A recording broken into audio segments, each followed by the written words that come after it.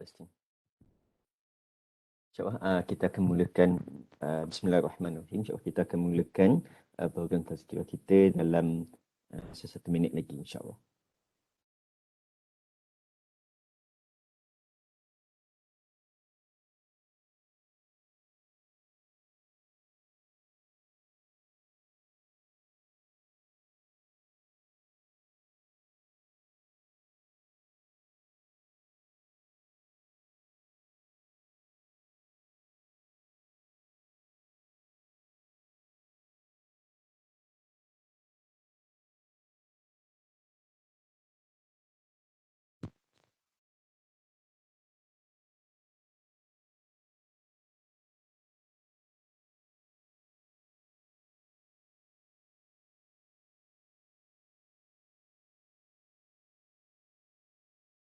A'udzubillahi samil alim minasyaitonir rajim. Bismillahirrahmanirrahim. Assalamualaikum warahmatullahi wabarakatuh.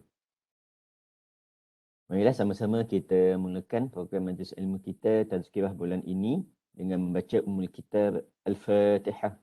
A'udzubillahi minasyaitonir.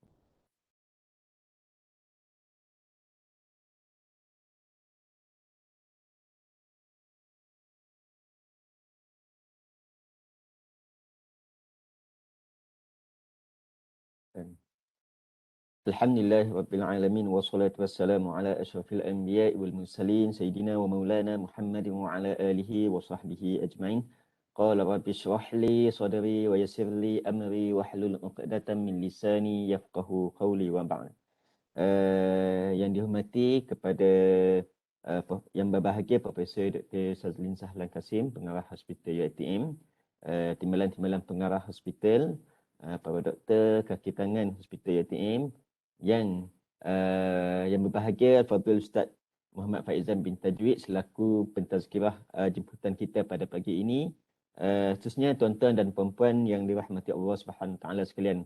Alhamdulillah kita merafakkan setinggi-tinggi kesyukuran kita kehadrat Allah Subhanahu wa taala kerana pada pagi yang penuh barakah di yaumil Jumaah, pada pagi Jumaat ini dapat sama-sama kita bertemu dalam program tazkirah bulan ini yang telah pun disusun jadual setiap bulan kita adakan program tazkirah bagi bulan ini.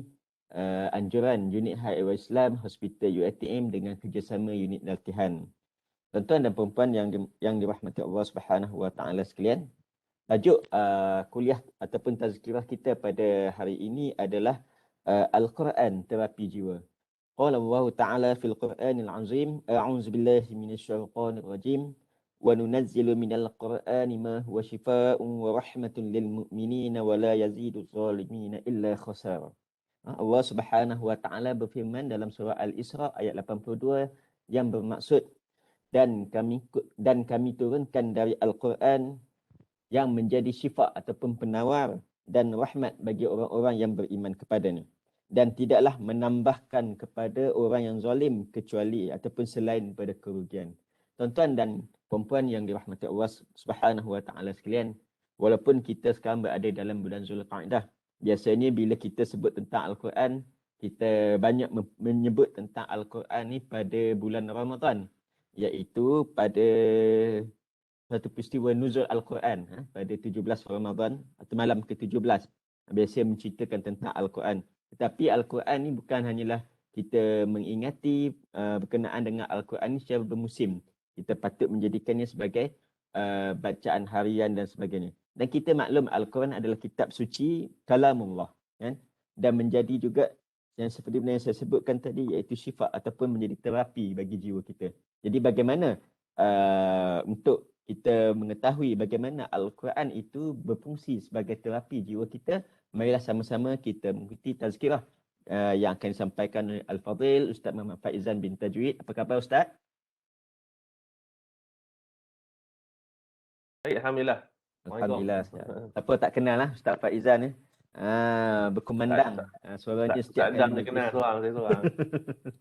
Setiap kali majlis rasmi UiTM ada saja muka Ustaz. Baiklah, steady semua orang kenal siapa Ustaz Faizan ini. Jadi merupakan pegawai Haiwan Islam di bahagian Haiwan Islam UiTM Malaysia di Shah Alam. Jadi tanpa membuang masa, saya menjemput dan mempersilakan Al-Fadhil Ustaz untuk berkongsikan kepada seluruh warga hospital dan tuan-tuan dan puan-puan sekalian berkenaan tazkirah pada hari ini bertajuk Al-Quran Terapi Jiwa. Dengan segala hormatnya dipersilakan. Ustaz Adam, nak share nampak? Share nampak? Okey, nampak. Nampak ya? Okay. Ustaz kalau boleh full screen. Apa dia? Slide. Full screen. Full Full screen. screen. Ya.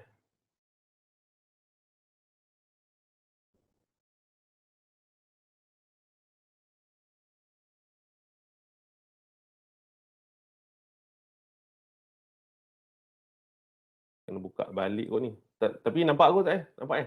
Nampak. Tak ada salah. Saya kena open balik ataupun dia takut tak keluar. Boleh lah tu.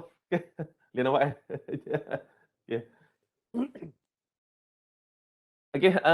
أحييكم بتحية الإسلام تحية مباركة من عند الله عز وجل ألا وهي السلام عليكم ورحمة الله وبركاته. الحمد لله رب العالمين وبه نستعين على أمور الدنيا والدين.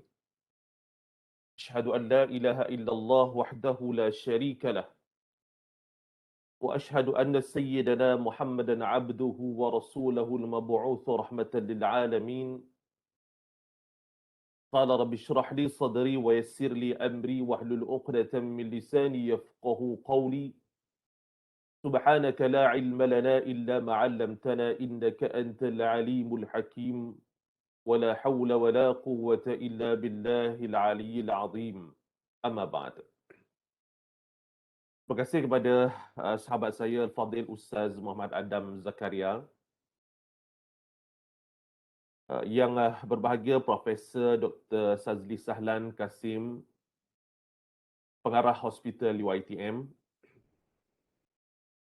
yang berbahagia timbalan pengarah Hospital UiTM, yang berbahagia para doktor, pegawai perubatan, pegawai perubatan, seterusnya warga Hospital UiTM, tuan-tuan, puan-puan, muslimin dan muslimat yang dirahmati Allah Subhanahu wa taala. Alhamdulillah, syukur kita panjatkan kehadrat Allah Subhanahu wa taala kerana dengan izin serta limpah kurnianya pada pagi yang penuh barakah ini, pada hari Jumaat yang penuh dengan keberkatan ini, kita telah diberikan kesempatan oleh Allah Subhanahu wa taala untuk terus hidup sebagai seorang manusia. Ada orang yang tidak direzekikan untuk hidup pada pagi ini. Mungkin pada malam tadi, mungkin pada subuh tadi, itulah hayatnya yang terakhir.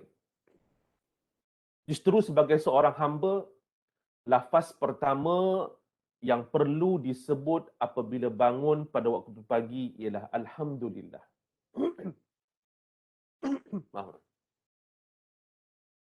Segala puji bagi Allah. Alhamdulillahi Rabbil Alamin. Segala puji bagi Allah, Tuhan sekalian alam. Itu lafaz yang perlu disebut oleh kita sebagai hamba Allah ketika memulakan kehidupan kita yang baru pada waktu pagi. Alhamdulillah, pada hari ini kita telah dipertemukan di dalam satu majlis ilmu, iaitu majlis yang amat dimuliakan oleh Allah Subhanahu wa taala dan para malaikat. Dan berkebetulan majlis ilmu ini kita adakan pada waktu pagi Jumaat. Mudah-mudahan penuh barakah dan penuh kenikmatan yang Allah Subhanahu wa taala berikan kepada kita. Dan syukur alhamdulillah, pada pagi ini kita masih lagi diberikan peluang oleh Allah Subhanahu wa taala untuk terus berbakti kepada agama, bangsa dan negara. Walaupun sebagai warga UiTM, kita ada yang terpaksa bekerja di rumah, dan saya yakin bagi kaki tangan Hospital UiTM, kebanyakannya bekerja di hospital, terutama para doktor, kaki tangan yang lain. Saya kira inilah khidmat yang satu hari nanti Allah Subhanahu wa taala akan menilainya, dan kita harapkan apa yang telah kita lakukan di muka bumi Allah Subhanahu wa taala ini dikira sebagai amal ibadah untuk menambah pahala, untuk menambah amalan supaya nanti kita senang untuk ditimbang amal kebajikan kita di akhirat di hadapan Allah Subhanahu wa taala. Alhamdulillah tuan-tuan, semalam pun saya baru berikan ya vaksin. Semalam saya datang ke hospital UiTM lebih kurang dalam pukul 11 lebih macam tu. InsyaAllah, alhamdulillah, terima kasih pihak UiTM kerana telah berusaha sedaya upaya untuk kaki tangannya. Alhamdulillah ya. Tangis semalam saya cucuk seorang-seorang je, tak ada orang, lapang je kan. Kan tunggu 15 minit Ustaz Adam. Nasib baik tak tertidur je, takut tak jaga-jaga dah kan. Alhamdulillah, tak ada side effect lah setakat ni. Alhamdulillah, sihat alhamdulillah. Demam-demam pun tak ada kan. Orang pagi ni suara tak berapa nak lancar sangat. Okey. Dan insya-Allah tajuk yang akan kita sembang-sembangkan pada pagi ini seperti mana yang telah disebut oleh Al-Fadhil Ustaz Adam sebentar tadi, iaitu satu tajuk yang saya kira sangat berdepatan dengan warga hospital UiTM ataupun bagi kita sebagai manusia biasa, iaitu Al-Quran adalah terapi jiwa. Pada awal tadi Ustaz Adam telah membacakan satu ayat dalam suratul Isra, ya. Wa nunazzilu minal Qur'an ma huwa shifaa wa rahmatun lil mu'minin. Ayat itu bukti bahawa Al-Quran itu adalah penawar dan syifa. Al-Quran itu adalah terapi bagi diri manusia. Tidak dapat dinafikan Al-Quran itu Allah Subhanahu wa taala turunkan kepada umat Nabi Muhammad sallallahu alaihi wasallam bukan sekadar panduan hidup manusia, tetapi dia adalah syifa. Tetapi ramai di antara kita yang tidak meyakini bahawa Al-Quran itu mampu melakukan segala-galanya dengan syarat kita yakin dengan kekuasaan Allah Subhanahu wa taala. Ini adalah di antara ikhtiar kita. Bukan bermakna kalau kita dah berubat dengan Quran, kita dah tak payah ambil ubat dah. Tak payah. Mengubat COVID dengan baca Quran sahaja. Begitu ya. Nak siapa nak kan baca ayat ini insya-Allah. Ya, itu adalah di antara ikhtiar yang sebagai seorang Islam harus buat. Kerana apa? Kerana setelah kita ikhtiar, maka dengan siapa yang kita harap? Dengan siapa yang kita berharap untuk menyembuhkan penyakit kita sudah tentulah Allah Subhanahu wa taala. Tuan-tuan, dengan hanya membaca suratul Fatihah saja tuan-tuan, suratul Fatihah yang kita hafaz tiap-tiap hari, yang kita baca hari-hari, hanya dengan suratul Fatihah disusuli dengan yakin bahawa penyakit kita akan sembuh, maka dengan izin Allah, Allah Ta'ala akan sembuhkan hanya dengan suratul Fatihah yang kita sebut sebagai Ummul Quran, yang kita sebut sebagai Ummul Kitab itu. Tetapi bukanlah bermakna saya sebutkan tadi, bukan itulah semata-mata, maka Islam juga menyuruh kita untuk berkhiyar dengan perubatan. Disebut dalam disebut sebagai al-wiqayah khairum minal ilaj, kan? Maknanya di antara ikhtiar kita untuk menyembuhkan sesuatu penyakit. Jadi bukan bermakna bila kita membaca Quran, bila kita terapi, kita menggunakan Quran sebagai terapi dalam perubatan itu, mana kita tak perlu untuk mengambil ubat-ubatan. Tidak, tuan-tuan. Tidak, tuan-tuan. Ya, ini adalah di antara ikhtiar kita sebagai seorang Islam.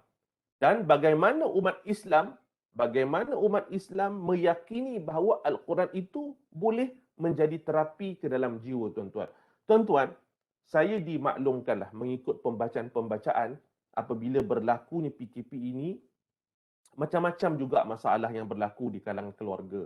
Ada yang disebutkan bahawa bila bekerja dari rumah, masalah keluarga, masalah hubungan suami isteri sudah menjadi satu yang merisaukan. Wallahu ta'ala a'lam. Saya tidak tahu kesahihannya bagaimana kerana saya sendiri tidak pernah dengar cerita-cerita di kalangan yang saya kenal begitu. Tetapi jika ianya berlaku, sudah tentu di antara mereka ini sudah ada masalah jiwa, masalah rohani. Ya, bukan masalah sakit dalaman kita, sakit darah tinggi, tidak apa-apa. Tapi inilah masalah rohani dan jiwa. Dan saya kira mungkin di antara penyebab-penyebabnya adalah kurang menjadikan Al-Quran itu sebagai rutin harian kita. Itu kita nak sama-sama untuk sembang-sembangkan bagaimana Al-Quran itu boleh menjadi terapi di dalam jiwa manusia, tuan-tuan. Okey, tuan. Bila kita buka Quran, tuan-tuan, selepas suratul Fatihah, ayat yang pertama, suratul Baqarah, ya,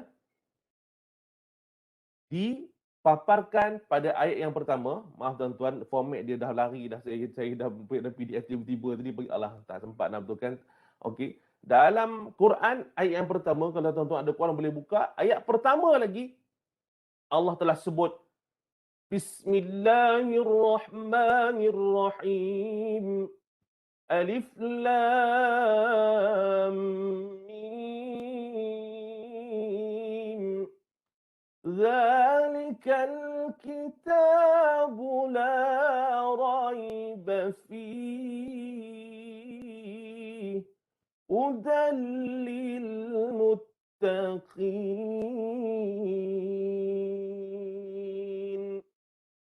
Allah Subhanahu Wa Taala memulakan ayat di dalam Al-Quran, kita buka kitab itu, Alif Lam Mim. Al-Quran ini, itulah, dialah yang tidak ada sebarang syak padanya tentang datangnya daripada Allah dan tentang sempurnanya. Maknanya, dia nak beritahu kepada kita, engkau buka Quran, inilah Quran yang tidak ada keraguan. Jangan kamu ragu-ragu dengan Quran, tidak ada syak lagi, maka dia inilah satu kitab yang paling sempurna dan pula menjadi petunjuk kepada orang-orang yang bertakwa. Nak ceritanya tuan-tuan, tak payah ragu-ragu dah. Kalau cerita dia kata bahawa ayat Quran itu, ayat ini boleh penawar sakit-sakit ni, boleh penawar macam ni, Al-Quran itu boleh menenangkan jiwa, dah kamu jangan ragu-ragu lagi. Inilah Al-Quran yang benar yang aku turunkan untuk memberikan petunjuk dan untuk memberikan segala kebaikan kepada hamba-hambanya. Sebab apa kita nak ragu-ragu tuan-tuan? Quran ni Allah Ta'ala turunkan bukan sehari, bukannya 2 malam, bukan sebulan, bukan setahun, tetapi 23 tahun tuan-tuan baru lengkap satu Quran yang Allah Ta'ala turunkan kepada Muhammad sallallahu alaihi wasallam. Itu belum cerita lagi bagaimana Nabi sallallahu alaihi wasallam menerima wahyu ayat demi ayat, surah demi surah, yang mana Nabi Muhammad menerima dalam keadaan yang pelbagai. Begitu berat Nabi menanggung ayat yang Allah Ta'ala turunkan kepada dia, kepada baginda Nabi sallallahu alaihi wasallam, sehingga kan pernah satu ketika Nabi sallallahu alaihi wasallam tidak mampu untuk menanggung begitu berat tanggungjawabnya wahyu yang diturunkan oleh Allah Subhanahu wa taala. Satu hari apabila Allah Subhanahu wa taala menurunkan wahyu kepada Nabi Muhammad sallallahu alaihi wasallam, pada ketika itu Nabi sedang berbaring di riba Sayyidatina Khadijah binti Khuwailid. Sedang duduk berehat-rehat di riba Sayyidatina Khadijah. Tiba-tiba Khadijah merasakan peha dia ni terasa berat sangat. Tiba-tiba. Jadi apabila ditanya kepada Nabi SAW, rupa-rupanya pada ketika itu Allah telah sedang menurunkan wahyu kepada Nabi Muhammad SAW. Jangan main-main tuan-tuan. Sebab itulah Allah sebut dah siap-siap. Ini Quran, kamu jangan nak ragu-ragu lagi dah.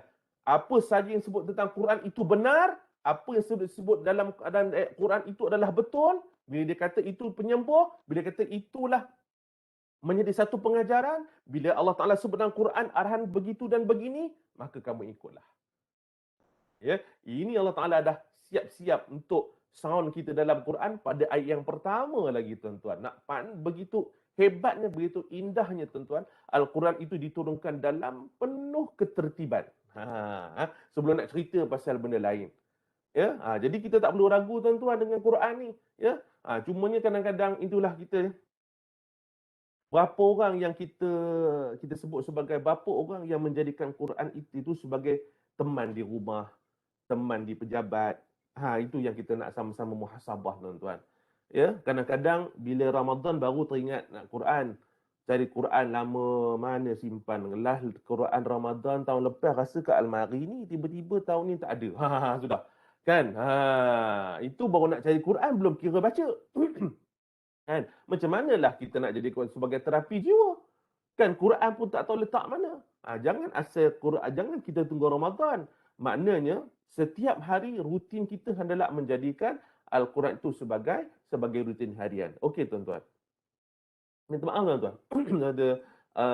Ada lari pula ada punya format ni dalam apa PowerPoint tu okey. Tiba dalam PDF ni lari pula, tapi tak apalah, saya bacakanlah ya. Dalam surah Al-Anfal Allah Taala berfirman ya, innamal mu'minuna alladhina idza dzukirallahu wajilat qulubuhum wa idza tuliyat 'alaihim ayatuhu zadatuhum imana wa 'ala rabbihim yatawakkalun. Sesungguhnya orang-orang yang beriman itu, yakni yang sempurna imannya, ialah mereka yang apabila disebut nama Allah dan sifat-sifatnya, gementarlah hati mereka. Dan apabila dibacakan dengan mereka ayat-ayat Al-Quran, ayat-ayatnya menjadikan mereka bertambah iman, dan kepada Tuhan mereka jualah mereka akan berserah. Tuan-tuan, bagi orang yang beriman, bila dibacakan ayat Quran, akan menjadi tambah iman mereka. Bila dibacakan ayat Quran, maka akan rasa gerun di hati mereka. Bila dibacakan ayat Quran, akan rasa tenang hati mereka. Ala bizikrillahi tatma'innul qulub. Bila disebut nama Allah, akan tenanglah hati mereka. Nampak tuan-tuan? Ini di antara beberapa bukti bahawa Al-Quran itu adalah menjadi terapi di dalam jiwa manusia. Tuan-tuan, kita tak dapat nafikan. Ya, di dalam diri manusia ini, bila kita sebut tentang jiwa, dia tidak boleh lepas dari satu organ di dalam manusia yang disebut sebagai hati. Ya, jiwa, hati, perasaan. Ya, dan tuan-tuan jangan lupakan, dalam pada kita membincangkan tentang sakit-sakit di dalam perubatan ini, sakit macam-macam lah kita kan. Ada yang sebut sebagai apa, penyakit 3 serangkai, ada orang sebut sebagai 5 serangkai pun dah ada dah. Alhamdulillah lah, rangkaian-rangkaian tu saya tak ada lagi lah Ustaz Adam. Mudah-mudahan Allah Ta'ala berikan kita kesihatan lah Ustaz Adam ya. Tapi kita risau juga ya, sebab umur kita semakin meningkat. Kan saya risau juga Ustaz Adam, sebab saya sekarang ni umur dah meningkat 20 kan. Dia risau juga. Gelap Ustaz Adam ke. 20 kali 2 plus lah kan.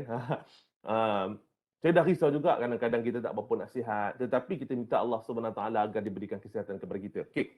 Dalam pada kita bincang tentang sakit yang ada sekarang, termasuklah penyakit COVID-19, virus yang sedang melanda kita sekarang ini.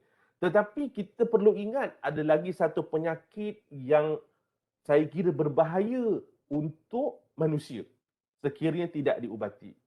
Dan cara untuk mengubati di antaranya adalah Al-Quran, iaitu disebut sebagai Al-Quran terapi jiwa. Malah disebut, ya, kalau ada saya, malah disebut oleh Al-Imam Ibnu Al-Qayyim Al-Jauziyah. Disebutkan penyakit-penyakit hati ni, dia lebih berat, penyakit hati lebih berat dibandingkan penyakit badan. Kerana apa? Kerana kemuncak kepada penyakit-penyakit badan-badan manusia, termasuklah apa-apa je penyakit dalam badan manusia ini, akhirnya endingnya qalu inna lillah. Matilah. Mati. Tetapi penyakit-penyakit yang selain daripada penyakit badan ni, penyakit rohani ni, dia akan membawa pemiliknya kepada kesengsaraan yang abadi. Apa benda? Kan? Banyak kan penyakit hati? Banyak. Banyak penyakit hati. Yang tu saya katakan, sekiranya ada penyakit-penyakit ini, hati kita ini tidak akan tenang. Sebagai contoh apa? Ya. Ujub, riak, takabur, hasad dengki, Sum'ah, tak apalah, saya akan terangkan sikit ni kalau sempat ni. Ujub. Siapa yang boleh kata ujub tu satu sifat yang membuatkan orang tu jadi tenang? Riak, orang itu jadi tenang. Takabur, orang itu jadi tenang. Hasad dengki, orang itu tenang. Tidak. Dan termasuklah juga apabila kita menyebutkan bahawa bila hati kita ini rasa susah, rasa tidak tenang. Bila Allah Ta'ala timpakan ujian kepada kita, kita susah hati sedih. Saya yakin tuan-tuan, orang yang diuji dengan COVID-19 ini, bagi orang yang tidak ada ketenangan jiwa, maka dia akan resah selalu. Dia kata, habislah, berapa lama hayat yang aku ada, aku hidup lagi ke tidak, sempat tak aku bertaubat, hati yang akan susah semata-mata. Kenapa? Kerana tidak ada terapi yang boleh menyebabkan dia akan menjadi tenang. Saya risau tuan-tuan. Ya, kadang-kadang bila kita cek kena swab ke apa ke, ya Allah, tak tenang. Kalau positif ke, kan? Kalau negatif, alhamdulillah. Tetapi itulah yang kita rasakan sebagai seorang manusia. Tidak tenang, tuan-tuan. Tidak tenang. Tak tenang. Jadi, pengubatnya adalah Al-Quran. Al-Quran memang menjamin ketenangan di dalam jiwa. Jiwa-jiwa siapa yang susah, jiwa-jiwa siapa yang resah, jiwa-jiwa dia yang tak tenang, yang sering melakukan yang sering memikirkan tentang masalah yang tidak boleh diselesaikan, maka Al-Quran itu boleh membantu untuk menenangkan jiwa dan terapi di dalam jiwa manusia. Ya, saya rasa syukur dan rasa juga gembira. Saya kira mungkin ada, saya tak pasti, mungkin di hostel UiTM ada beberapa hospital yang memulakan hari-hari mereka dengan Al-Quran. Saya rasa mungkin memulakan hari mereka dengan Al-Quran. Ya, mana-mana di pejabat kerajaan sekalipun kadang-kadang mereka memulakan dengan doa. Ada juga yang memulakan dengan ayat Al-Quran, masya-Allah. Kan? Maka sebab apa dipasangkan ayat begitu sebagai permulaan harian? Kerana dia yakin bahawa Al-Quran itu boleh memberikan ketenangan kepada orang yang berada di dalam bangunan itu. Ya, sebab itu yang penting kita kena yakin. Tuan-tuan, Al-Quran ini mukjizat tau. Bila sebut tentang mukjizat, dia bukan benda satu yang main-main. Mukjizat ini adalah satu yang lebih daripada ajaib, tuan-tuan. Lebih lagi daripada ajaib. Al-Quran ini lebih lagi daripada ajaib. Dia adalah mukjizat. Mukjizat yang boleh merubah apa-apa. Yang boleh menjadikan sesuatu itu kepada sesuatu sedia. Ya, dia mukjizat dia sesuatu yang sangat hebat. Yang ada diberikan kepada Nabi Muhammad sallallahu alaihi wasallam dan tujuannya untuk diminta supaya umat Nabi Muhammad sallallahu alaihi wasallam amalkannya. Mukjizat tuan-tuan, masya-Allah tuan-tuan. Ya, mukjizat. Ini belum cerita lagi tentang bagaimana Al-Quran itu sebagai satu penawar di dalam atau sebut sebagai ruqyah, kan? Ruqyah untuk orang-orang yang sakit-sakit yang diganggu oleh makhluk-makhluk yang lain, kan? Yang ni tak payah cerita lah tuan-tuan. Saya ni Ustaz Adam pun mungkin juga pengalaman dulu di Kuala Pilah, kan? Di Seremban, kan? Saya ni juga staff resident college. Bila staff resident college ni saya jaga pelajar perempuan. Pelajar perempuan ni sekarang ni alhamdulillah dah lama tak berlaku dah. Saya rasa lama dah, 8 tahun lepas, 7 tahun lepas dah. Kes-kes pasal student hysteria ni, masya-Allah, jangan cakap lah. Kan, maka di sini mungkin dari segi perubatan medikalnya tidak dapat untuk membantu. Maka Al-Quran ini adalah salah satu badi ikhtiar. Kan? Tak pernah kita terfikir tuan-tuan. Kan? Macam-macam kes. Ada yang dulu masa saya di UiTM Sri Iskandar, ada kes histeria, ya, di UiTM Cawangan Perak tu tuan-tuan. Histeria serentak berapa puluh orang dalam satu masa tuan-tuan. Ada yang panjat tangki air nak terjun, ada yang berlari pergi ke pos guard tuan-tuan, nak buka baju, nak tanggalkan baju semua tuan-tuan. Masya-Allah tuan-tuan, itu satu pengalaman yang saya tak boleh lupakan. Tak salah saya waktu itu berpuluh-puluh orang histeria dalam satu serentak dalam satu masa. Tahun saya tak ingat tahun bila. Tahun 2000 6,007 begitu kot. Lebih kurang lah. Itu. Dan pada ketika itu, maka Al-Quran ini adalah di antara penawarnya yang boleh dilakukan. Ya, yang penting kita kena yakin bahawa dia mampu untuk mengubat penyakit, dia mampu untuk menenangkan jiwa yang resah, dia mampu untuk menyelesaikan masalah. Tapi dengan syarat kita yakin. Tetapi bukan bermakna itu semata-mata ikhtiar yang dilakukan, tetapi disusuli dengan ikhtiar yang lain. Okey tuan-tuan. Okey. Dan untuk menjadikan Al-Quran itu supaya dia menjadi terapi, apa yang perlu kita buat sebagai seorang Islam? Kita sebagai yang kata kita ni nak jadikan Quran itu sebagai terapi itu, kena ada beberapa perkara yang harus kita buat. Dan kita kena tahu bahawa Al-Quran itu asal kita pegang je, pahala. Asal kita lihat je, dapat pahala. Apatah lagi bila kita baca. Dengar pun dapat pahala. Bukan baca je pahala tuan-tuan. Tengok, pegang, dengar pun dapat pahala. Tapi jangan ambil pahala pegang je tuan-tuan. Kan? Kan? Hari ni Alhamdulillah lah saya dah pegang Quran dekat 10 kali. Terbacanya tidak. Itu janganlah ambil pahala pegang je. Ataupun ambil pahala dengar je kan. Kena bacalah. Sebenarnya dalam Quran ni yang pentingnya adalah baca. Kan? Nampak tu? Begitu senang Allah Ta'ala nak berikan kita pahala hanya dengan senaskah Al-Quran yang mukjizat itu tuan-tuan. Sebab kata mukjizat tu yang kata semua dapat tu. Tapi pegang tu tak boleh pegang begitu sajalah tuan-tuan. Pegang tu kalau boleh kena ada wuduk, wajib kena ada wuduk pegang Quran. Kan? Tengok Quran tu mungkin tak apalah tengok saja, tapi jangan tengok saja. Dah tengok kena baca dan dengar juga kita dapat pahala. Jadi bila kita bercerita tentang pahala ini, inilah di antara beberapa perkara yang kita boleh jadikan dia sebagai amalan kita. Pertama kita kena pastikan bahawa Al-Quran itu kita ada. Ya, salah seorang ulama dia menyatakan bahawa kalau boleh di antara perkara-perkara yang di antara perkara-perkara yang boleh memotivasikan diri kita tuan-tuan untuk berdamping dengan Quran, pertamanya kena ada Quran. Dan Quran ini disebut apa? Dia sebut kalau boleh Quran ini kita beli sendiri. Maknanya kita beli Quran sendiri. Maknanya kita bukan pakai Quran, kita kena ada Quran yang dibeli sendiri. Bukan Quran yang mungkin orang bagi hadiah. Bukan makna kita tolak Quran itu, tidak. Tetapi nak menunjukkan rasa tanggungjawab kita terhadap Al-Quran, kalau boleh, Quran itu kita beli sendiri.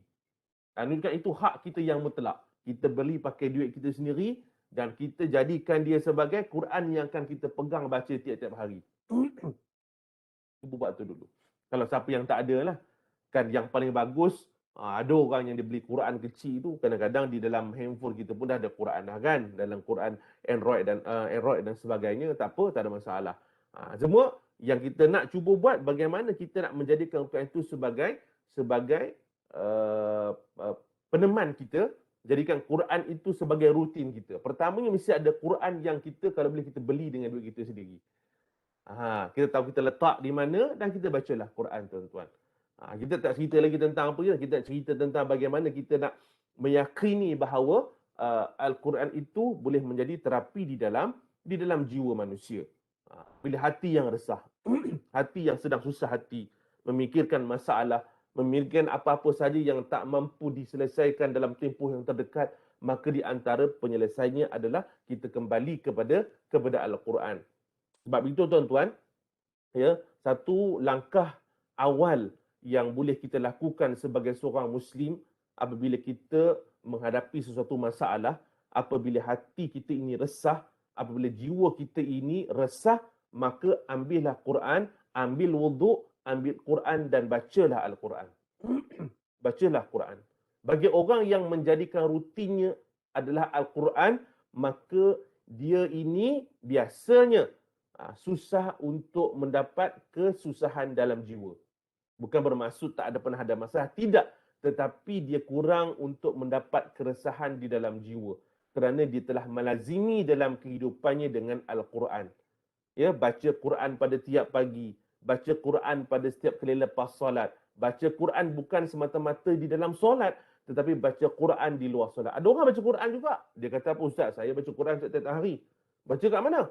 Saya baca dalam solat. Apa surah apa kau baca? Surah Fatihah lah, Ustaz. Oh, kan kalau begitu, saya tanya anak saya pun begitu dia jawabnya.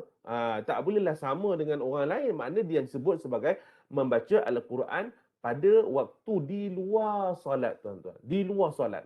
Itu yang harus kita lazimi. Jadi sebagai di antara dia sebagai terapi jiwa, dia adalah salah satu cara untuk mengubat hati-hati yang telah resah ni, tuan-tuan. Al-Quran memang terapi jiwa. Memang dia sebagai terapi jiwa. Tidak mustahil.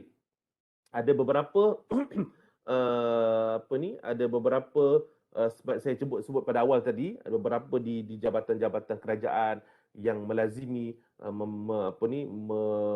memperdengarkan bacaan Al-Quran di ofis mereka dalam waktu yang tertentu. Maknanya bukan setiap masa, 10 minit sebelum memulakan kerja pada hari itu. Itu ada di antara ikhtiar ataupun inisiatif yang sangat baik yang mungkin boleh dilakukan oleh kita sebagai pejabat awam ataupun kita boleh sebagai jabatan-jabatan yang saya rasa tidak menjadi satu yang asing yang boleh kita lakukan. Okey. Kita tak sebut situ. Okey. Baik. Pertama, ini adalah langkah-langkah, ya. Lazimi Al-Quran. Bila kata lazimi ni bermaksud biasakan dengan Quran. Biasakan dengan Quran. Baca setiap hari. Jangan ada tertinggal kalau boleh. Jangan kita tinggal walaupun sehari. Untuk memulakan, bagi yang jarang untuk baca Quran, saya cadangkan untuk baca satu hari 10 ayat pun cukup dah. 10 ayat pun dah cukup dah kita nak baca Quran. Sebagai permulaan. Lebih lagi bagus. Tapi sebagai permulaan, kadang-kadang ada orang yang semangat. Lepas dengar ceramah motivasi Quran, dia pun hari tu dia baca sampai 10 muka. Lepas tu besok dah tinggal 8 muka. Tulat, lusa dah tinggal 5 muka.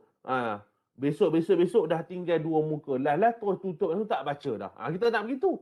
Biar kita membuat sesuatu perkara yang mungkin sedikit tetapi istiqamah. Tapi kalau boleh kita tingkatkanlah. Baca Quran ni kita tingkatkan. Permulaan kita baca 10 muka surat. Besok kita 10 ayat. Lepas tu lusa kita baca tambah pula 20 ayat. Itu lagi bagus. Sampai satu hari kita dah boleh melazimi membaca Quran satu hari 1 juzuk. Kan? Boleh. Jangan tunggu Ramadan. Jangan tunggu Ramadan kita boleh buat sebenarnya. Kalau kita mampu untuk merancang masa, maka kita mampu untuk istiqamah, kita boleh lazimi Al-Quran dengan cara kita membaca setiap hari. Ya? Lalu datang pula masalah. Ustaz, macam mana pula nak baca Quran, Ustaz? Kan Quran pun saya tak reti nak baca. Jadi bila susah tak tahu nak baca Quran, kena belajar Quran. Belajarlah. Susah juga. Kalau kadang-kadang ada orang yang nak baca tak hari, Ustaz, macam mana saya nak baca tak hari 10 ayat, Ustaz? Saya baca pun tak lepas lagi, baca pun tergagap lagi. Saya faham itu juga menjadi satu masalah. Jadi bila berlaku sedemikian, maka belajar Al-Quran. Dan Nabi sebut, khairukum man ta'allama al-Qur'ana wa 'allamahu. Sebaik-baik kamu adalah orang yang mempelajari Al-Quran dan mengajarkannya pada orang lain. Kena baca Quran lah. Kena belajar Quran. Dan belajar Quran ini mesti ada guru. Dia tak boleh belajar seorang-seorang. Kalau belajar seorang-seorang, maka dia betul setiap masa. Bila masa salahnya pun tak tahu. Sebab dia lah anak murid, dia lah tok guru. Itu pun kita tengok juga. Jadi belajar Quran kena berguru. Dan tak boleh jadikan YouTube sebagai guru kita semata-mata. Ya? Ya?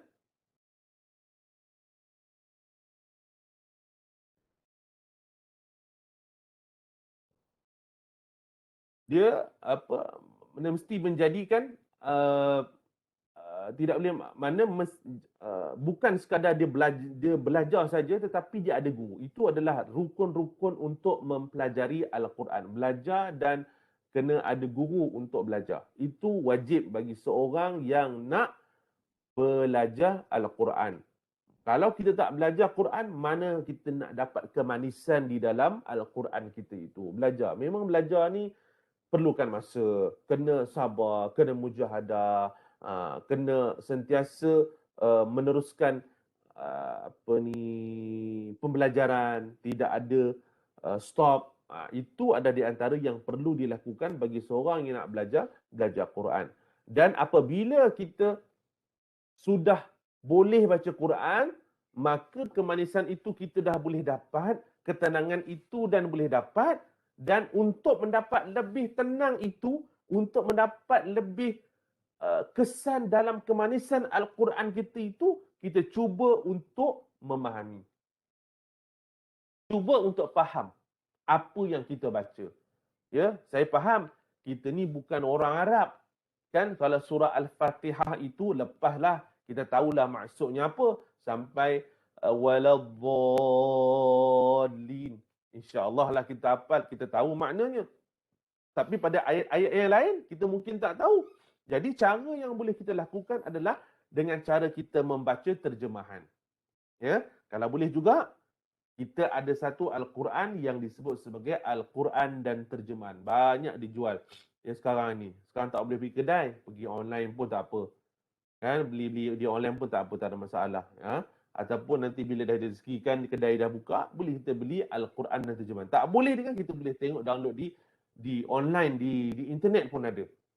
Cuba memahami. Kalau tak boleh untuk faham, tapi kita boleh baca terjemahan, itu adalah satu permulaan yang baik sebenarnya. Kita bacalah terjemahan. Baca terjemahan dalam Quran. Apa maksud yang disebut tadi? Kan apa maksud ayat ini? Baru dapat lebih menghayati. Dan itu akan menyebabkan jiwa kita akan menjadi terkesan dengan apa yang telah kita bacakan. Itu lebih baik sebenarnya. Cuba memahami. Berbeza dengan orang yang tak faham. Boleh baca tapi tak faham. Yang penting kita kena ada motivasi terhadap Al-Quran kita itu, tuan-tuan. Ya? Kita tak nak jadi orang yang hanya main-main dengan Quran. Tak nak. Kita tak nak tergolong dalam orang-orang yang Allah Ta'ala sebut sebagai orang yang mengkesampingkan Al-Quran. Maknanya dia main-main dengan Quran. Dia tak ambil berat tentang Quran. Ya? Pernah diceritakan, tuan-tuan, kalau tuan-tuan ingat,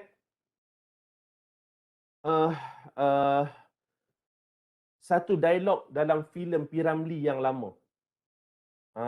Ya, kalau tak salah saya, filem Pendekar Bujang Lapuk. Pendekar Bujang Lapuk. Ada satu dialog itu sebenarnya diberitahu bahawa dialog itu adalah ditujukan ataupun bertujuan untuk menyindir ada di antara kita ini yang tidak ambil berat tentang Quran sebenarnya, tetapi tidak tak sebut sebagai Quran. Ya, satu dialog yang disebutkan dalam cerita Pendekar Bujang Lapuk. Ya, apabila saya tak ingat pula pelakon perempuan tu siapa namanya, beri surat kepada 3 pendekar ni untuk baca. 3-3 ni tak tahu baca, tapi dia buat-buat pandai. Tak pandai baca pun diberikan kepada P. Ramlee. P. Ramlee pun tengoklah, dia kata apalah ini, kecil besar, tak nampak lah, mata tak nampak. Itu alasan. Alasan apa? Alasan buat-buat tak nampak, padahal memang tak tahu baca. Lalu diberikan pula kepada Aziz. Aziz pula dia kata sekali ini syair dah, dia kata kan. Dia kata syair lah pula, dia pun cakaplah tersebutlah kisah tayyib, maka tersebutlah kisah sang kancil datang beramai-ramai menghadap duli yang maha mulia Sultan Firaun. Lepas tu dia bertanya, mana Firaun pakai sultan? Entah, kan? Dia mana mandai je. Tak tahu baca, tapi dia kata itu syair.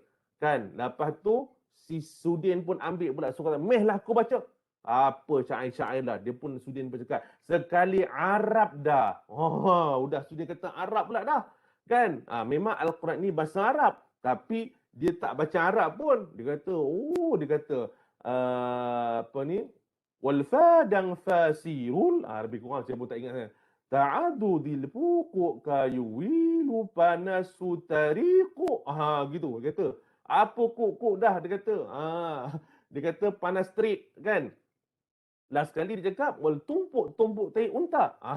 Dah sekali tiga-tiga ni memang tak tahu baca. Nak nunjukkan bahawa itu adalah dialog menyindir orang daripada kita ni yang dia tak nak ambil berat tentang Quran. Kan baca pun tak nak. Bila dah boleh baca, tak nak cuba faham. Bila suruh belajar, tak nak belajar. Ini adalah dialog untuk menyindir, tuan-tuan. Kan kadang-kadang saya pun baru tahu di antara intipati. Sebelum kita tengok dialog tu memang gelak sajalah Ustaz Adam ya. Gelak saja tengok tu kan. Sampai sekarang pun dengan gelak saja, rupa-rupanya ada intipati yang tersirat di dalam dialog cerita pendekar bujang lapuk itu.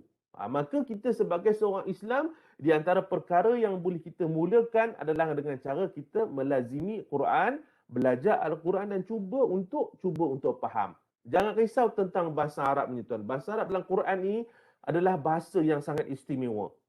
Ya, saya diceritakan oleh sahabat saya yang bermustautin di Jepun, ya, di Jepun. Dia beritahu kata, orang-orang Jepun yang memeluk Islam, ya, mereka memeluk Islam kebanyakannya memeluk Islam ni bukan sebab mereka ni awalnya bertarik dengan Islam, dia dah tahu tentang Allah, tertarik dengan Islam. Tidak.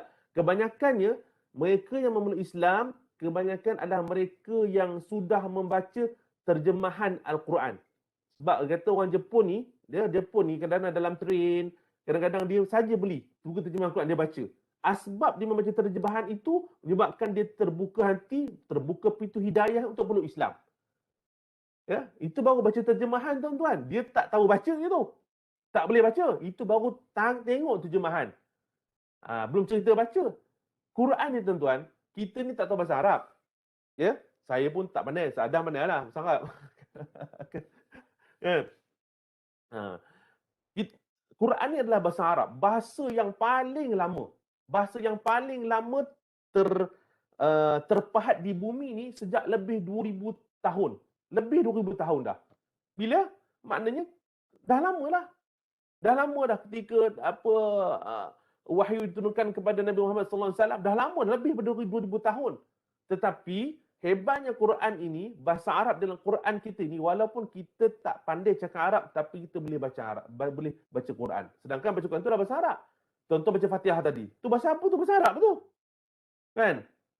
Tonton boleh cakap Arab, tak pandai cakap Arab. Ada orang yang gunakan surah Fatihah tu kan nak tunjukkan sebagai pengganti kepada bahasa biasa Arab. Kan? Dia tanya, saya tersesat jalan di sini, cakap jalan, ada orang Arab tanya kan, saya tersesat nak pergi mana? Dia pun baca, saya dah tersesat ni, mana jalan nak pergi sekian? Dia pun beritahu, ihdinas siratal mustaqim. Kan? Tersesat tak tahu nak pergi mana? Tunjukkan aku berjalan yang benar dan lurus. Kan? Dia tak tahu nak pergi mana, tak tahu nak cakap Arab, nak tanya nak pergi ni, tak tahu. Jadi dia sebut ihdinas siratal mustaqim, tunjukkanlah aku kepada jalan benar dan lurus. Contoh kan. Mana saya ceritakan bahawa hebatnya Quran ni dia lah mukjizat. Sebab apa? Sebab walaupun kita tak tahu baca, tak tahu cakap Arab, tetapi kita boleh baca Quran walaupun dengan cara kita mempelajari Al-Quran. Itu adalah mukjizat sebenarnya, tuan-tuan. Itu belum cerita lagi tentang bagaimana Al-Quran ini selain daripada dia boleh menjadi terapi di dalam jiwa kita ini, tuan-tuan. Al-Quran itu dia mampu untuk mengubah akhlak manusia. Mengubah akhlak manusia. Berapa orang yang dia terbuka pintu hidayahnya bukan sebab nak masuk Islam, dah Islam, tapi terbuka pintu hidayah untuk berubah ke arah kebaikan hanya dengan Quran. Tuan-tuan, ya. Saya yakin bahawa dia lebih boleh memberikan lebih daripada itu. Ya, kerana saya sendiri ada pengalaman ya mengajar Quran pada seorang pramugari. Dulu cerita Adam, cerita dulu saya ada mengajar Quran seorang pramugari. Ya, bila pramugari dulu masa di dalam flight dia tak boleh tahu Arab lah, terbuka tak boleh lah kan. Jadi dia terbuka hati nak mengaji Quran kan. Bila nak belajar Quran ni, bila dah dalam tempoh setahun 2 tahun kan, rupanya dia belajar Quran ini boleh memberikan sesuatu yang lebih daripada itu. Akhirnya yang pramugari ni kata, Ustaz, saya nak tarik diri daripada jalan pramugari ni. Sebab apa? Sebab saya tak boleh Kalau saya teruskan, saya akan sentiasa buka aurat. Jadi saya nak berhenti kerana saya lebih selesa untuk mendamping Quran. Saya boleh pakai tudung, saya boleh tutup aurat. Masya Allah tuan-tuan. Kan, itu kisah tentang seorang pramugari yang hanya terbuka hidayah hanya kerana Al-Quran. Ya, ada ramai, saya rasa bukan kata seorang dua, ada ramai artis yang berubah disebabkan Al-Quran, kerana dia kata apa? Ada di antara beberapa orang selebriti, seorang artis yang menyatakan bahawa, Ustaz, sejak saya baca Quran ni Ustaz, hati saya tenang. Ustaz, dulu saya banyak duit. Saya banyak duit Ustaz tu. Saya banyak duit dulu Ustaz. Saya selalu kalau show dapat 10,000, 15,000, masya-Allah banyak. Tapi hati saya tak pernah tenang Ustaz. Tak pernah tenang. Tapi sejak saya belajar Quran ni Ustaz, saya akan lebih dapat ketenangan. Tak apa biar saya tak dapat banyak duit, saya dapat untuk cukupkan rezeki keluarga, tapi yang pentingnya hati saya tenang dengan baca Quran. Dan buat masa ni, alhamdulillah Ustaz, saya biasa dah baca Quran tiap-tiap hari. Masya Allah tuan-tuan. Itu ada satu benda yang membuktikan bahawa Al-Quran itu bukan sekadar memberikan terapi di dalam jiwa manusia, tapi dia beri lebih pada itu. Lebih pada itu dia boleh bagi tuan-tuan. Dengan syarat kita beramal dengan Quran, kita bersahabat dengan Quran, dan kita jadikan Quran itu sebagai kelaziman kita setiap hari tuan-tuan. Bagi orang yang ditimpa penyakit, kan, kita lihat kan sekarang ni dah ada dilazimi dengan program zikir selawat di PKRC. So Adam ya, pagi ni kalau tak salah ada majlis selawat di PKRC, kan, tempat kuarantin untuk pesakit-pesakit COVID. Masya Allah. Maka inilah yang sepatutnya dibuat sebagai seorang Islam. Alhamdulillah. Kan? Ini ada di antara ikhtiar. Kan? Tak ada orang, saya tak pernah dengar lagi bila orang dengar zikir, orang dengar selawat, orang baca Quran, dia susah hati.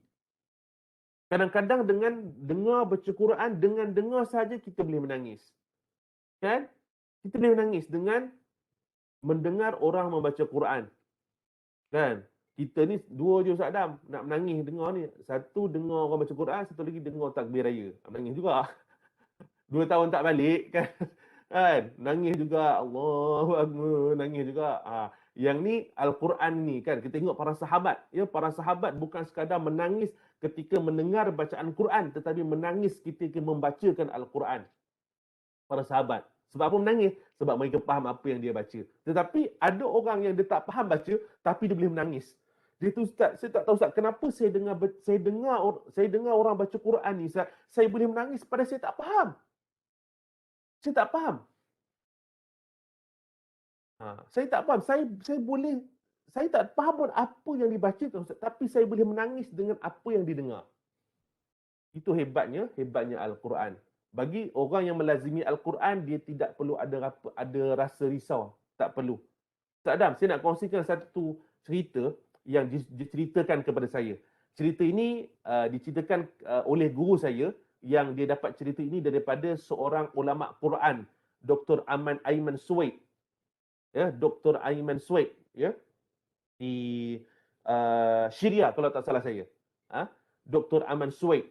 Dia menceritakan kepada guru saya, dia ceritakan Dr. Aiman Suwaid ni telah diceritakan, banyak pula dia punya sanad dia. Pening Ustaz Adam. Okey. Dr. Aiman Suwaid ini, dia pernah diceritakan oleh seorang sahabatnya yang merupakan seorang pakar pembedahan di sebuah hospital. Ya. Satu hari, doktor ni ditugaskan untuk menjalani pembedahan kepada seorang pakcik tua. Ya. Jadi bila nak memulakan pembedahan ini, ya, pakcik ni kelebihannya dia adalah dia menghafaz Quran. Ya, kalau di negara Timur Tengah ni, hafaz Quran ni bukannya orang masuk mak tahfiz. Orang tukang sapu sampah tepi jalan tu pun dia hafiz Quran. Jadi pakcik ni dia memang hafaz Quran. Jadi sebelum dia nak memulakan pembedahan, pakcik ni diminta izin kepada doktor. Doktor, boleh tak sebelum nak mulakan pembedahan, saya nak minta izin dulu. Nak minta extend, postpone sekejap dalam tempoh setengah jam. Sebab apa? Sebab dia kata sebelum dia nak operation ni, dia nak mengulang Quran, nak baca Quran sekejap. Dia kata kalau takut jadi apa pada dia, mudah-mudahan nanti inilah amalan terakhir dia sebelum dia menjalani pembedahan. Jadi doktor tu terkejut jugalah sebab apa, tapi tak apalah, bagi masyarakat sana mungkin satu benda yang lazim biasa. Jadi diberikan peluang pada pakcik itu untuk baca Quran, untuk mengulang hafalan Quran dia. Doktor tunggu, habis pakcik itu baca Quran. Jadi prosedur pembedahan pun dimulakan. Ya. Sepanjang pembedahan dilakukan tu, sesuatu keajaiban yang berlaku ya di hadapan doktor dan beberapa petugas pembedahan lain. Pak cik tadi yang telah dibius penuh GA, bius penuh dah, tak sedar dah apa-apa, mulutnya terkumat kamit membaca Quran, tak terhenti sampai habis pembedahan selama 2 jam. Subhanallah, Masya Allah. Dan doktor tu cakap, dia kata, inilah pengalaman pertama saya sebagai doktor pembedahan melihat momen yang sebegini, melihat situasi begini yang saya tak dapat lupakan, dia katanya. Atas asbab apa? Asbab dia sangat melazimi Al-Quran. Insya-Allah tuan-tuan. Ya. Bagi kita ni tuan-tuan manusia, apa yang lazim dalam diri mulut kita ini, itulah nanti akan menjadi kelaziman kita. Jadi hati-hati. Kita lazimkan kita dengan Quran, nanti bila-bila masa saja mulut kita akan lazim dengan Quran. Mana tahu kot, kadang-kadang kan kita ni kerjanya cakap benda membawang je kan. Cakap benda tak elok. Ada je istilah-istilah kan, ini kamu, ini menguntuk bukan-bukan. Tiba-tiba nanti kan, kalau kita ditakdirkan untuk pembedahan, tiba-tiba terkeluar mulut kita asyik mengumpat orang je. Mungkin boleh jadi. Kalau contoh tak percaya, cubalah.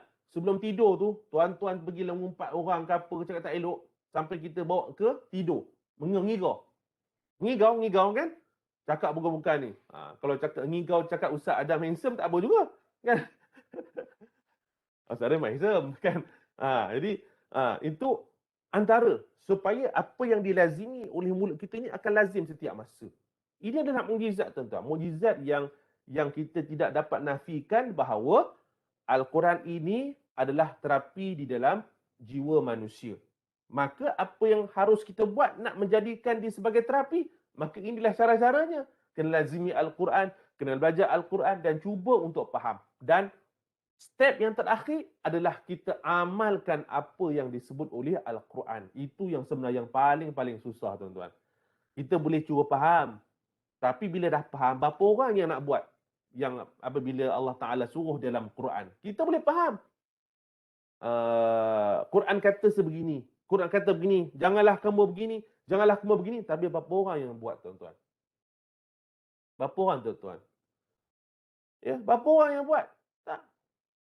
Berapa orang yang nak mengamalkan bahawa yang Allah Ta'ala sebut dalam surah Isra' وَقَضَى رَبُّكَ أَلَّا تَعْبُدُوا إِلَّا إِيَّاهُ وَبِالْوَالِدَيْنِ إِحْسَانًا إِمَّا يَبْلُغَنَّ عِندَكَ الْكِبَرَ أَحَدُهُمَا أَوْ كِلَاهُمَا فَلَا تَقُل لَّهُمَا أُفٍّ وَلَا تَنْهَرْهُمَا وَقُل لَّهُمَا قَوْلًا كَرِيمًا.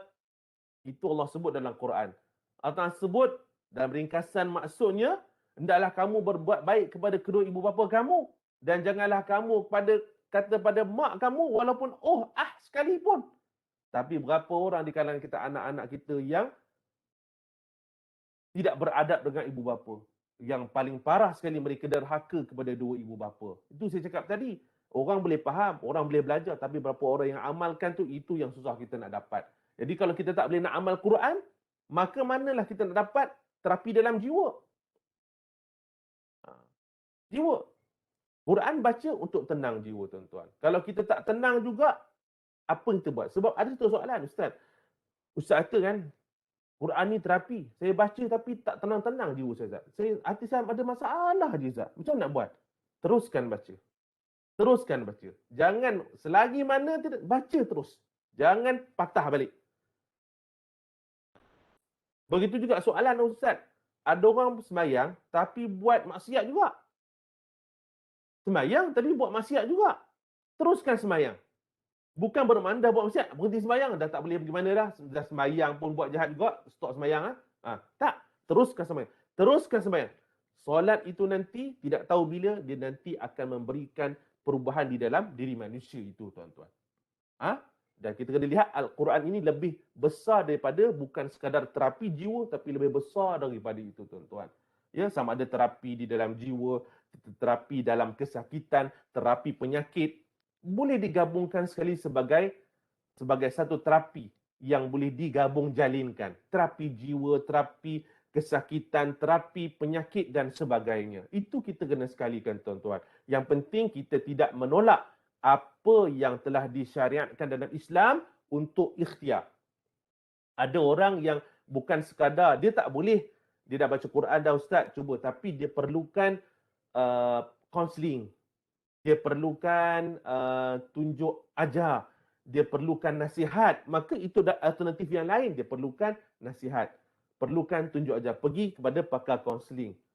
Itu antara ikhtiarnya. Jangan kita tidak ikhtiar tuan-tuan. Ya, saya mungkin agak rasa juga kecewa jugalah dengan yang mungkin ada di antara kita yang menolak perubatan ini sebagai satu kaedah ikhtiar di dalam untuk menyembuhkan penyakit. Sebab ni hospital tak ada cerita pasal ubat ni kan. Dia menolak. Malah sendiri saya yakin pegawai perubatan sendiri pun mereka ini menggabung jalinkan keduanya. Ini adalah ikhtiar. Tapi selebihnya kita serah pada Allah. Bacalah Quran, menatau Quran ini ada yang boleh dapat menyembuhkan kita. Maka kedua-duanya kita ikhtiar. Saya sangat selut kalau ada pegawai perubatan yang ada fikrah yang sedemikian. Ya, fikrah yang sedemikian.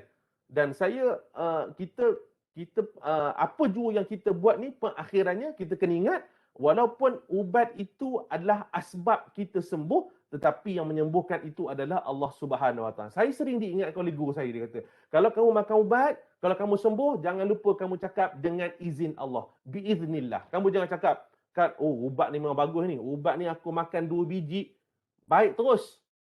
Kita lupa bahawa yang menyembuhkannya adalah Allah Subhanahu Wa Taala.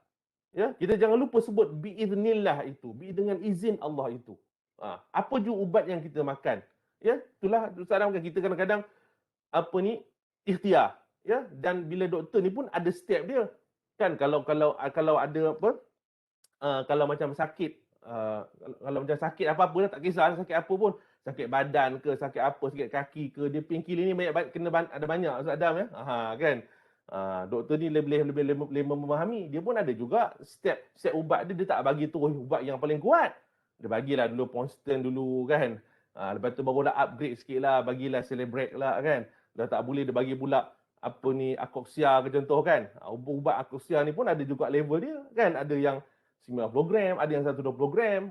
Jadi itu step-step ikhtiar yang dilakukan oleh doktor itu untuk menyembuhkan penyakit. Sebabnya ubat, tetapi yang menyembuhkannya adalah Allah Subhanahu Wa Taala. Okey.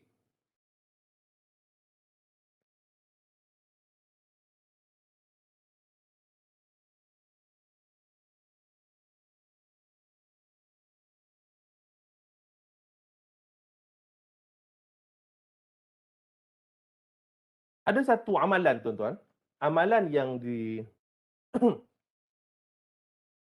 diajarkan oleh guru saya juga, ya, yang antara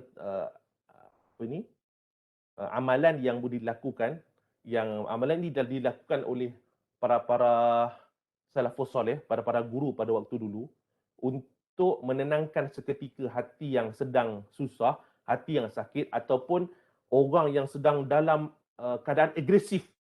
Agresif maknanya dia mungkin sama ada dia menahan perasaan, tak boleh kawal perasaan, mungkin ketika dia marah. Apa yang boleh kita lakukan? Okay. Ambil tangan kanan, okay, letak di dadanya. Kalau dia nak suruh baca, mungkin dia tak teringat dah nak baca apa dah. Kan? Letak di dadanya dan bacalah surah Al-Insyirah 3 kali. Bismillahirrahmanirrahim.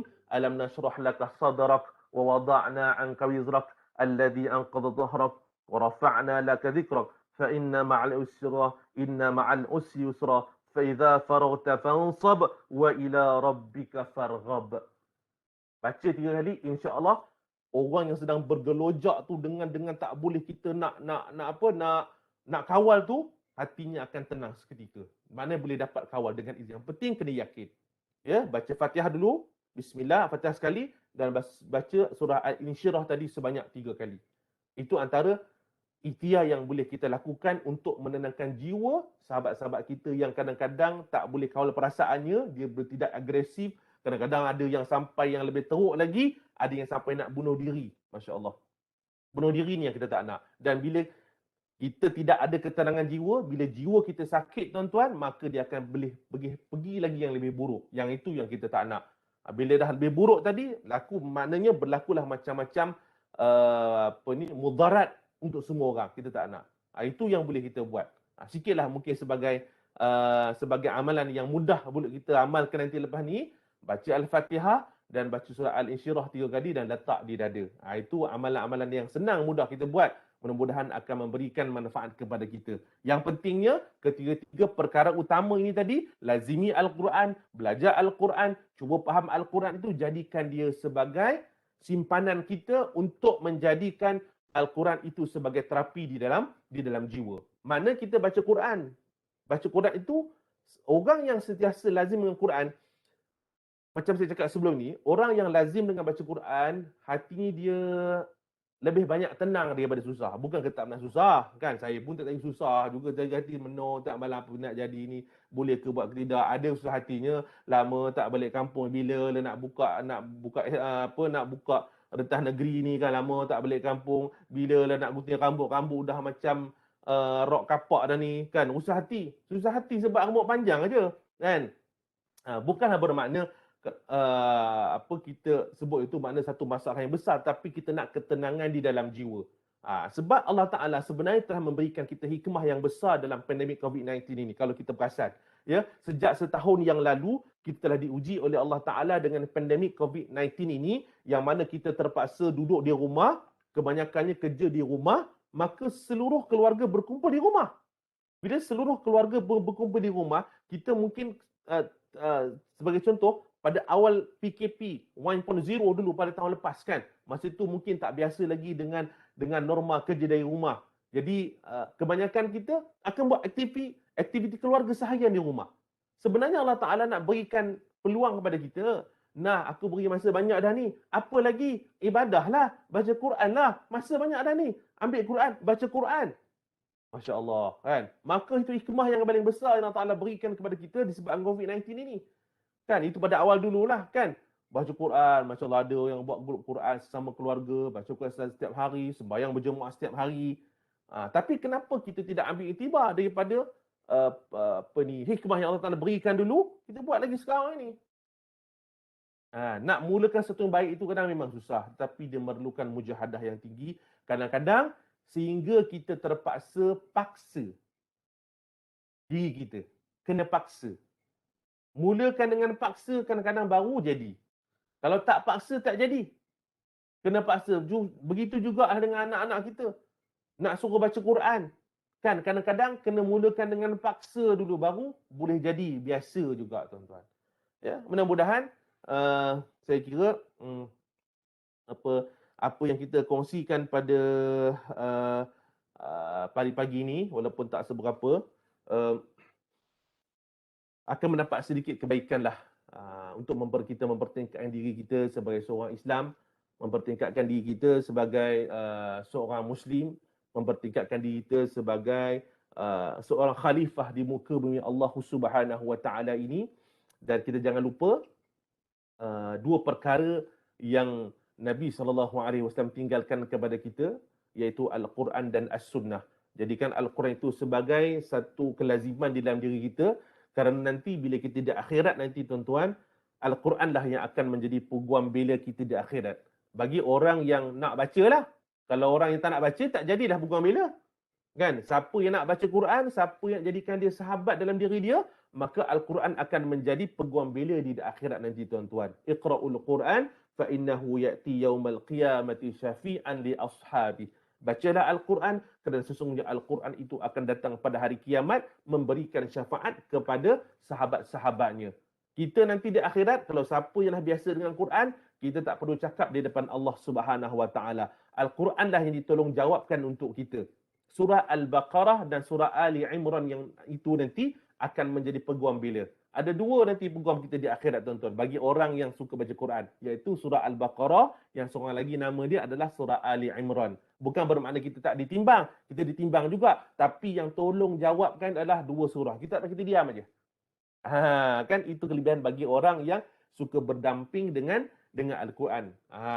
Bukanlah bermakna kita siapa tu tak, tapi bagi disebutkan oleh Nabi SAW, bagi orang yang berdamping dengan Al-Quran ini adalah satu kelompok yang akan diberikan nanti di akhirat, iaitu sebagai Ahlullah. Ahlullah ni bernama ahli, maknanya dia dah keluarga Allah. Maknanya disebut sebagai Ahlul Quran. Dalam akhirat nanti kita akan dikelompokkan yang suka-suka sedekah banyak ni, yang suka buat baik dengan mak ayah, kelompok ini, yang suka baca Quran, kelompok ini, yang suka duduk dengan geng artis banyak ni, kita akan dikelompokkan dengan apa yang kita cenderung mata kita di dunia dulu. Kita akan dipanggil mengikut kelompok-kelompok yang kita biasa buat di dunia itu. Tapi mudah-mudahan kita akan tergolong di dalam Ahlul Quran kita ini, tuan-tuan ya. InsyaAllah mudah-mudahan apa yang saya cakap pada pagi ini adalah nasihat untuk diri saya terutama ya tuan-tuan, dan juga untuk tuan-tuan, perempuan, untuk kita amalkan setiap hari. Mudah-mudahan dia akan memberikan manfaat, memberikan kebaikan untuk kita menjadi lebih positif dan terus menjadi seorang Muslim yang cemerlang dunia dan akhirat. Jadi saya cukuplah Ustaz Adam ya. Masa tu kan, orang pihak kata cemuih yang tengok saya cakap ni kan. Saya pun lama tak jumpa Ustaz Adam dah kan. Semalam pergi hospital pun tak sempat jumpa Ustaz Adam juga kan. Tapi tak apalah kan. Dapat tengok hospital UiTM tu dah rindu lah ke Ustaz Adam ni. Lama tak jumpa dah ya. Tapi dengan medium yang ada ini, mudah-mudahan kita akan terus rapatkan ukhuwah kita walaupun dalam media, dalam apa jua medium sosial yang kita ada sekarang ini. Mudah-mudahan apa yang kita lakukan akan diberkati oleh Allah Subhanahu wa taala. Aku luka hadza wa astaghfirullahalazim lakum. Ampun maaf dari saya. Apa yang baik itu datang daripada Allah Subhanahu wa taala, yang lemah itu sudah tentu datang daripada diri saya sendiri. Assalamualaikum warahmatullahi taala wabarakatuh.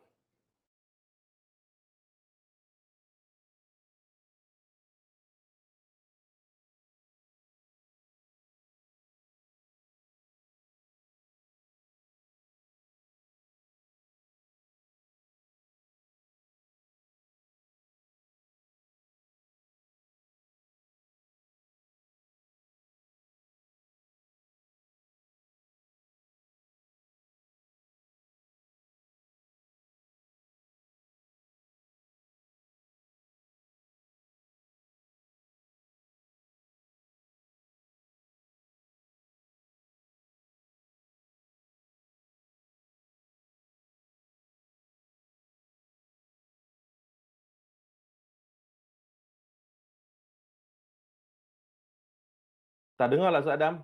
Tak dengar cakap apa.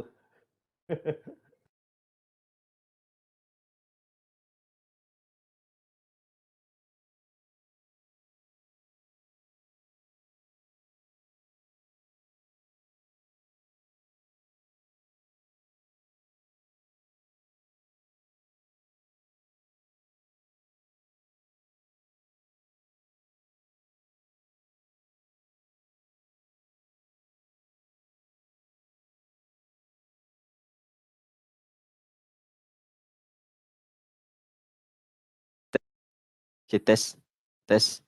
Dengar? Okay, Okey, clear. okey. Okay, sorry. Okay, terima kasih pada tadi saya bercakap seorang punya. Baik, terima kasih Ustaz. Ada satu soalan ni. Baru ni viral lah dalam media sosial. Orang kata apa, satu gambar capture tu. Dia suruh jawab soalan. Soalan tu suruh sempurnakan ayat Quran tu. Ayat Quran, innallaha la yastahyi, lepas tu ... Patutnya orang tu dia menjawab lah soalan tu kan, sambung ayat kan. Innallaha la yastahyi an yadhriba mathalan kan.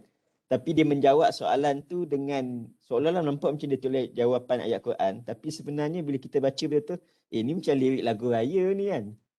Jadi adakah dia dianggap sebagai kita mempersenda ke niat tu, adakah dikira sebagai mempersendakan Al-Quran? Okey. Saya tak perasan buat video tu Ustaz Adam.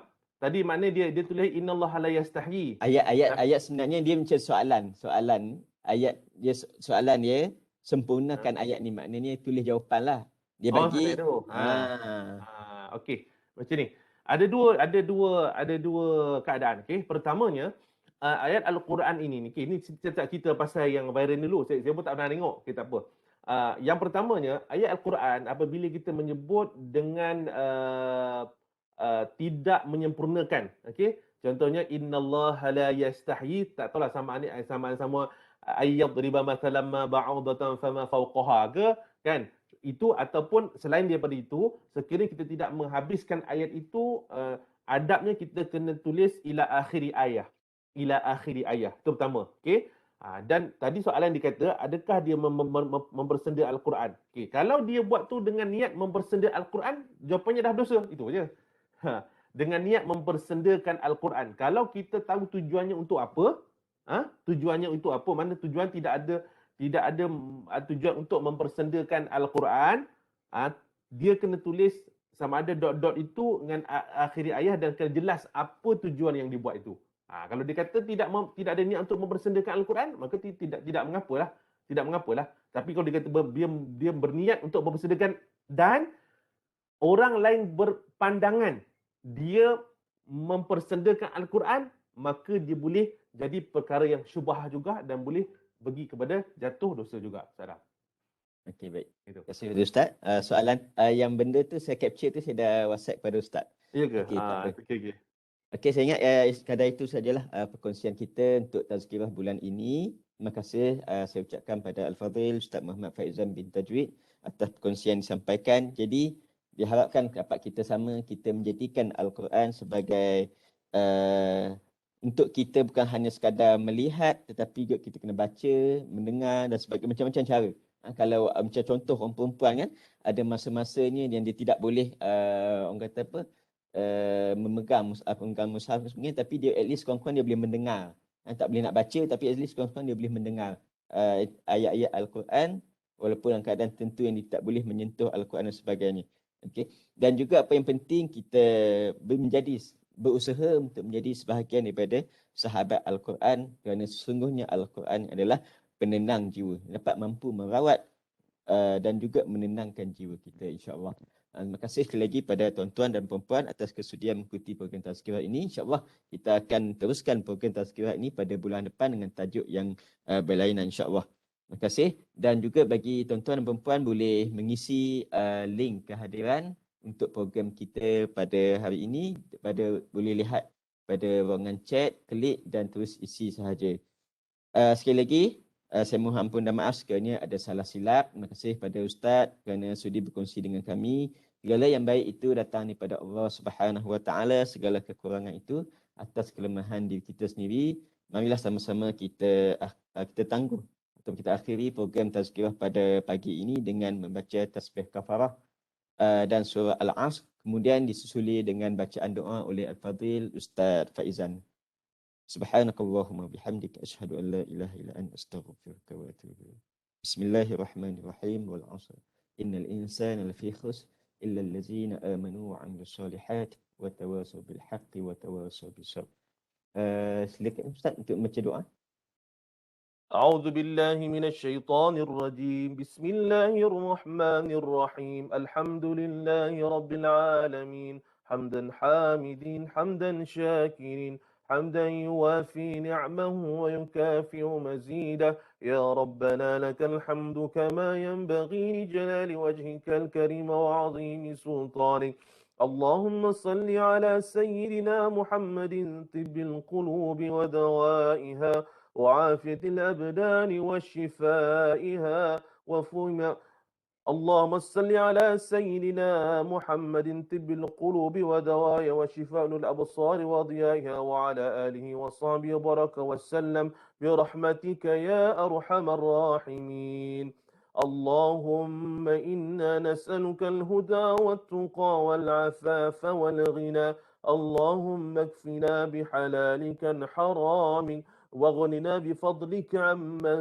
سواك اللهم اغفر لنا ذنوبنا ولوالدينا وارحمهم كما ربونا صغارا ولجميع المسلمين والمسلمات والمؤمنين والمؤمنات الأحياء منهم والأموات برحمتك يا أرحم الراحمين يا الله يا رحمن يا رحيم Tuhan yang maha pengampun lagi maha penyayang. Ampunkanlah dosa kami ya Allah. Ampunkanlah dosa kedua ibu bapa kami ya Allah. Ampunkanlah dosa guru-guru kami ya Allah. Ampunkanlah dosa ahli keluarga kami ya Allah. Ampunkanlah dosa seluruh muslimin dan muslimat sama ada yang masih hidup ataupun yang telah meninggal dunia. Allahumma ya Allah, diri kami ini hamba yang lemah dan hina ya Allah.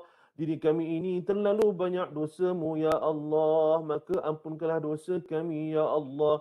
Bimbingkanlah kami ke jalanmu ya Allah. Bimbinglah kami ke jalan syurgamu ya Allah. Allahumma dafa' anna al-ghala wal-bala wal-waba wal-fahsya wal-munkar ma zahara minha wa ma batan.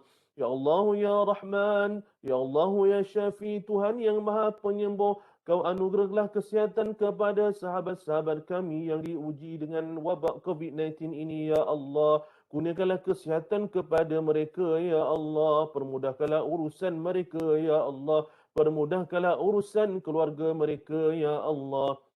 Ya Allah, Tuhan kami bermohon kepadamu, Tuhan yang Maha Kuasa, Ya Allah, Kau angkatlah wabak ini agar hilang selama-lamanya di muka bumi, Ya Allah. Ya Allah, Tuhan kami, kurniakanlah kami ketenangan jiwa untuk menghadapi dugaan yang sungguh berat ini, Ya Allah. Selamatkanlah kami, Ya Allah. Lindungilah negeri kami, Ya Allah. Lindungilah negara kami, Ya Allah. ربنا آتنا في الدنيا حسنة وفي الآخرة حسنة وقنا عذاب النار وصلى الله على سيدنا محمد وعلى آله وصحبه أجمعين والحمد لله رب العالمين تقبل الله منكم. ومنكم تقبل يا كريم. وبالله التوفيق والهداية والسلام عليكم ورحمة الله وبركاته. سلام الله. Okay, Saddam. Assalamualaikum. Okay. Terima kasih banyak Ustaz. Okay.